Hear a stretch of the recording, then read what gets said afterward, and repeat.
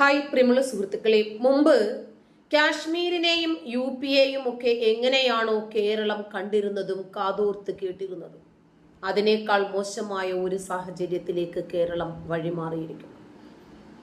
ഇവിടെ പൊട്ടിത്തെറിയും ബോംബ് സ്ഫോടനങ്ങളും കത്തിക്കുത്തും പീഡനങ്ങളും ബലാത്സംഗങ്ങളും ആസിഡ് ഒഴിക്കലുകളും പ്രണയനൈരാശ്യവും ആത്മഹത്യയും എന്നുവേണ്ട സകലമാന അരാജകത്വത്തിന്റെയും വിളനിലമായി കേരളം മാറിയപ്പോൾ കാശ്മീരിന്റെ പഴയ പ്രതിച്ഛായ മാറി.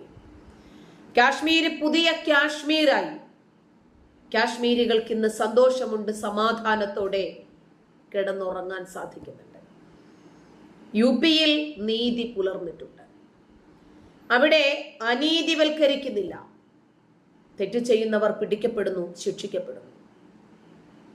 തെളിവെടുപ്പിന് കൊണ്ടുപോകുന്ന സമയത്ത് വണ്ടി മറിയുന്നു, പ്രതി മരിക്കുന്നു. ഇതൊക്കെ നമ്മൾ കാണുകയാണ്. പക്ഷേ കേരളത്തിന്റെ സ്ഥിതി തികച്ചും വ്യത്യസ്തമായ ഒരു തലത്തിലേക്കാണ് പോകുന്നത്. തലശ്ശേരി എരഞ്ഞോളിയില് തേങ്ങ പെറുക്കാൻ പോയ ഒരു വൃദ്ധൻ ബോംബ് പൊട്ടിത്തെറിച്ച് മരിച്ച സംഭവത്തിൽ നമ്മൾ കണ്ടതല്ലേ. മരിച്ച ആ സംഭവം മാധ്യമങ്ങളിലൊക്കെ വാർത്തയായിരുന്നു. നാട്ടിൽ നടക്കുന്ന ബോംബ് നിർമ്മാണത്തെക്കുറിച്ച് പ്രതികരിച്ചു അദ്ദേഹത്തിന്റെ പ്രദേശവാസിയായ യുവതി. അവരും കുടുംബവും അതൊന്ന് തുറന്നു പറഞ്ഞതിന്റെ പേരിൽ ഇന്ന് അനുഭവിക്കുന്ന തീക്ഷ്ണമായ വേദന, പ്രതിസന്ധി അവര് തന്നെ പുറത്തു പറയുന്നുണ്ട്. അവരെ ഒറ്റപ്പെടുത്തുന്നു അത്രേ. കാരണം നാട്ടിൽ നടക്കുന്ന ഇത്തരം ദ്രോഹപരമായ കാര്യങ്ങൾ, സാമൂഹ്യ വിരുദ്ധത തുറന്നു പറഞ്ഞു പോയില്ലേ. ഇത് തന്നെയാണ് നമ്മുടെ നാടിന്റെ അവസ്ഥ. സത്യം ഗ്രഹിക്കുന്നില്ല. താൻ പ്രതികരിച്ചതിന്റെ പിന്നാലെ നാട്ടിൽ ഒറ്റപ്പെടുത്തൽ തുടങ്ങിയെന്നും ഏത് നിമിഷവും ആക്രമിക്കപ്പെട്ടേക്കാമെന്ന് പേടിയുണ്ടെന്നുമാണ് സീന പറഞ്ഞത്. എനിക്കെന്തും സംഭവിക്കാം, ആക്രമിച്ചേക്കാം എന്ന ഭയമുണ്ട്.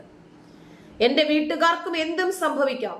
ഇന്നലെ അവര് പ്രതികരിച്ചതിന് ശേഷം മെമ്പർ അടക്കം CPM പ്രവർത്തകർ വീട്ടിൽ വന്നെന്നും ആ പെൺകുട്ടി ഭയത്തോടെ പറയുന്നു.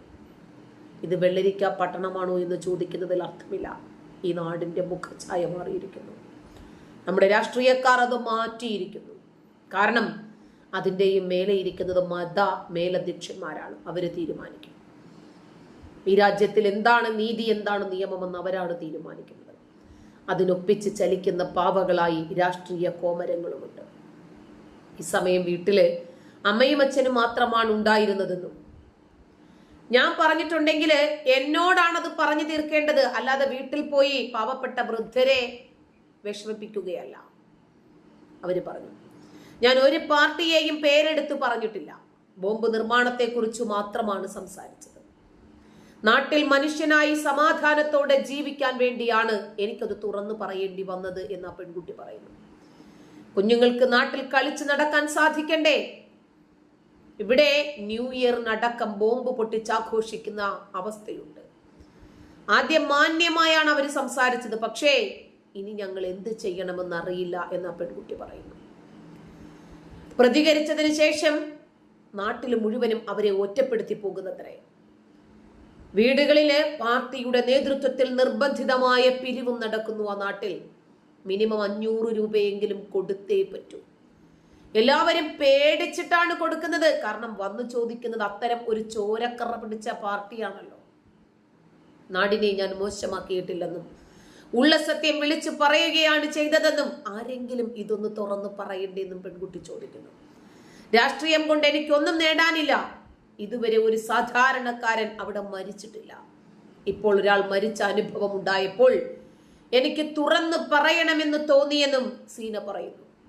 ഇതാരെങ്കിലും ഒന്ന് തുറന്നു പറഞ്ഞിട്ടില്ലെങ്കിൽ എങ്ങനെയാണ് ഇത് ലോകമറിയുന്നത് എന്ന് ചോദിക്കുന്നു. നമ്മുടെ നാട് അങ്ങനെയാണ്.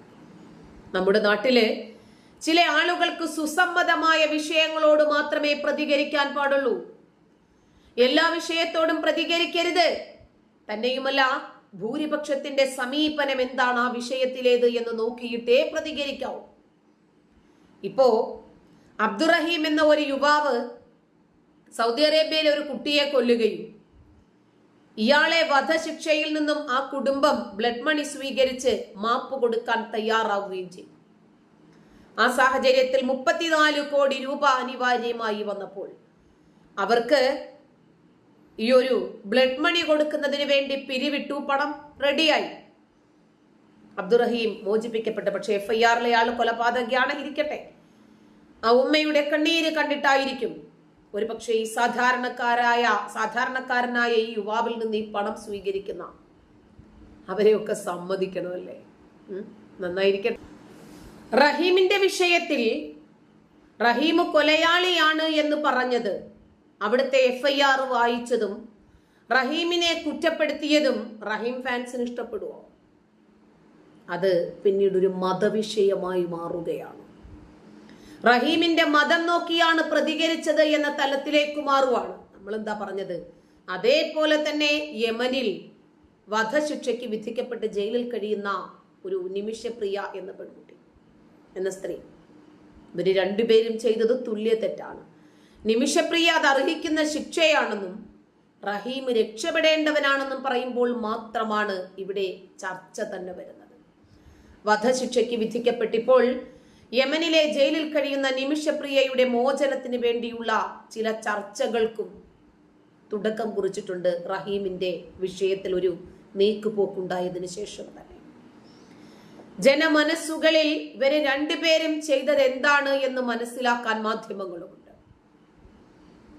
ഇപ്പോ നിമിഷപ്രിയയ്ക്ക് വേണ്ടി ഒരു പണം കൈമാറാൻ കേന്ദ്ര സർക്കാരിന്റെ അനുമതി ലഭിച്ചിട്ടുണ്ട്. അതിനുവേണ്ടിയുള്ള തുടക്ക ചർച്ചകൾ നടത്താനുള്ള പണം ഇന്ത്യൻ എംബസി വഴി കൈമാറാൻ അനുമതി തേടി നിമിഷപ്രിയയുടെ അമ്മ പ്രേമകുമാരി തന്നെയാണ് കേന്ദ്ര സർക്കാരിനെ സമീപിക്കുന്നത്. പ്രാരംഭ ചർച്ചകൾ തുടങ്ങണമെങ്കിൽ പോലും $40,000 ആദ്യം കൈമാറണമെന്നും അത് എംബസി വഴി ലഭിക്കാൻ അനുമതി നൽകണമെന്നുമായിരുന്നു പ്രേമകുമാരിയുടെ ആവശ്യം. എംബസിയുടെ അക്കൗണ്ടിൽ പണമെത്തിയാൽ സനയിൽ പ്രേമകുമാരി നിർദ്ദേശിക്കുന്നവർക്ക് കൈമാറാനുള്ള നടപടികൾ പൂർത്തിയാക്കാനും കേന്ദ്രം അനുമതി നൽകി. 12 വർഷങ്ങൾക്ക് ശേഷം പ്രേമകുമാരിക്ക് മകളെ കാണാൻ അവസരം ലഭിച്ചിരുന്നു. എല്ലാം ശരിയാകുമെന്നും സന്തോഷത്തോടെ ഇരിക്കാനും നിമിഷപ്രിയ പറഞ്ഞു എന്നും പ്രേമകുമാരി കൂടിക്കാഴ്ചയ്ക്ക് ശേഷം മാധ്യമങ്ങളോട് പറഞ്ഞു. പ്രത്യേക മുറിയിലാണ് അമ്മയ്ക്ക് നിമിഷപ്രിയയെ കാണാൻ ജയിൽ അധികൃതർ സൗകര്യമൊരുക്കിയത്. 1 മണിക്കൂറിലധികം നീണ്ട കൂടിക്കാഴ്ച ജയിൽ അധികൃതർ അനുമതി നൽകിയിരുന്നു. നിമിഷപ്രിയയ്ക്കൊപ്പം ഇരുന്ന് പ്രേമകുമാരി ഭക്ഷണം കഴിച്ചു. ഇതിനുശേഷം ഇത്രയും ദിവസങ്ങളായി നിമിഷയുടെ മോചനം സംബന്ധിച്ചിട്ടുള്ള ചർച്ചകൾ ഊർജിതമാക്കാനുള്ള ശ്രമത്തിലായിരുന്നു അവർ. കൊല്ലപ്പെട്ട യമൻ പൗരൻ തലാൽ അദ്ദേഹത്തിന്റെ കുടുംബവുമായും ഗോത്രവർഗ നേതാക്കളും ഒക്കെ കൂടിക്കാഴ്ചയ്ക്കായിരുന്നു ശ്രമിച്ചിരുന്നത്. യമനിലെ നിയമപ്രകാരം കൊല്ലപ്പെട്ടയാളുടെ കുടുംബം മാപ്പു നൽകിയാൽ പ്രതിക്ക് ശിക്ഷയിൽ ഇളവ് ലഭിക്കും. ഇതിനുള്ള പ്രാരംഭ ചർച്ചകൾക്ക് തന്നെ പണം ആവശ്യമാണ്. അതുകൊണ്ടാണ് പ്രേമകുമാരി കേന്ദ്ര സർക്കാരിനോട് അനുവാദം ചോദിച്ചത്. യമൻ പൗരനായ തലാൽ അബ്ദുൽ മഹദി കൊല്ലപ്പെട്ട കേസിലാണ് പാലക്കാട് കൊല്ലങ്കോട് സ്വദേശിനിയായ നിമിഷപ്രിയ വധശിക്ഷയ്ക്ക് വിധിക്കപ്പെട്ടത്. ഇവിടെ അബ്ദുറഹീമിനെ സംബന്ധിച്ച് സംസാരിക്കുമ്പോൾ അവർക്ക് ജയ്വിളിയും, നിമിഷപ്രിയയെ കുറിച്ച് സംസാരിക്കുമ്പോൾ അവിടെ കല്ലുകടിയും ഉണ്ടാകേണ്ട കാര്യമില്ല. നമ്മളെ സംബന്ധിച്ചിടത്തോളം രണ്ടുപേരും വേറൊരു രാജ്യത്ത് പോയി ആ രാജ്യത്തിന്റെ നിയമം തെറ്റിച്ച് കൊലപാതകം ചെയ്തവരാണ്. ഒരാളെ മാത്രം ന്യായീകരിച്ച് പെയിന്റ് അടിക്കാൻ ശ്രമിക്കുമ്പോൾ മറ്റവരെ കുറ്റപ്പെടുത്തുകയും ചെയ്യുന്ന പ്രതീതി ശരിയല്ല. ഒരു നാട്ടിൽ മയക്കുമരുന്ന് വ്യാപകമായാൽ അതിനെ എതിർക്കുക തന്നെ വേണം. അതൊരു സമൂഹദ്രോഹമാണ്. അതുപോലെ ബോംബുണ്ടാക്കുന്നു, നിർബന്ധമായി വീടുകളിൽ കയറി പണപ്പിരിവ് നടത്തുന്നു, അതൊന്ന് തുറന്ന് പറയുകയും പ്രതികരിക്കുകയും ചെയ്തതിന്റെ പേരിൽ ഒരു സ്ത്രീ വേട്ടയാടപ്പെടുന്നു. ഇത് കേരളത്തിൽ തന്നെയാണ് എന്ന് ഓർക്കുമ്പോൾ UP-യെ കുറിച്ചും കാശ്മീരിനെ കുറിച്ചും ഓർത്ത് തൽക്കാലം നമുക്ക് അഭിമാനിക്കാം. നന്ദി.